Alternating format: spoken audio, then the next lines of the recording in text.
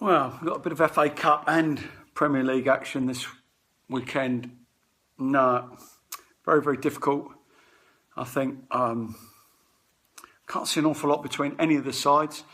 However, Bournemouth to beat West Brom has got to be the first bet. Both teams to score.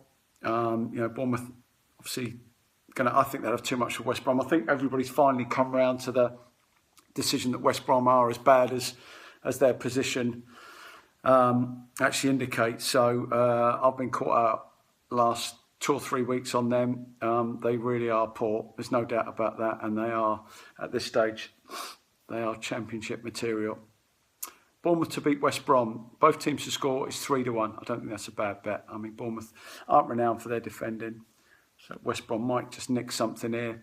But I think Bournemouth going forward will have far too much. So Bournemouth to win.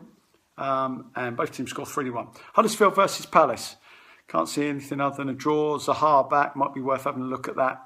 Him getting on the score sheet. But Huddersfield against Palace. A little bit skinny at 2-1. So I'm not the only one who obviously thinks that it's going to finish up a draw. But I don't see an awful lot between those two. Swansea versus Spurs. Another one where I think Spurs have drawn against 2 lower league opposition. I've been happy to take them back, and I think they'll probably be the same here now they're out of the Champions League.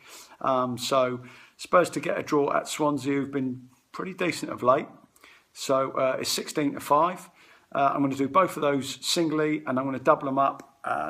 Little side bet, 12-1 for the double. Huddersfield Palace, Swansea Spurs, 12-1 the double. 2-1 first game, 16-5 Swansea Spurs, if you just want to do them singly.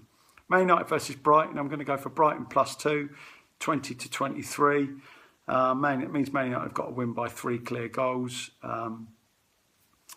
What can you say about him the other night? I mean, I'm not a great fan of his, I've got to admit.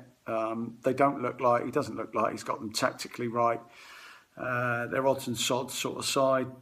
Sometimes they're very good, sometimes they're very, very average. But it just looked as if it was a negative feel to it, and it didn't look like they had the belief that they could go out there and go and do what they needed to do. And I'm not, as I say, totally sure about the way he set people up. And Ashley Young, I think it just showed that Ashley Young is not a left back, simply not a left back. Not really at fault, but it's just his positioning to get back in.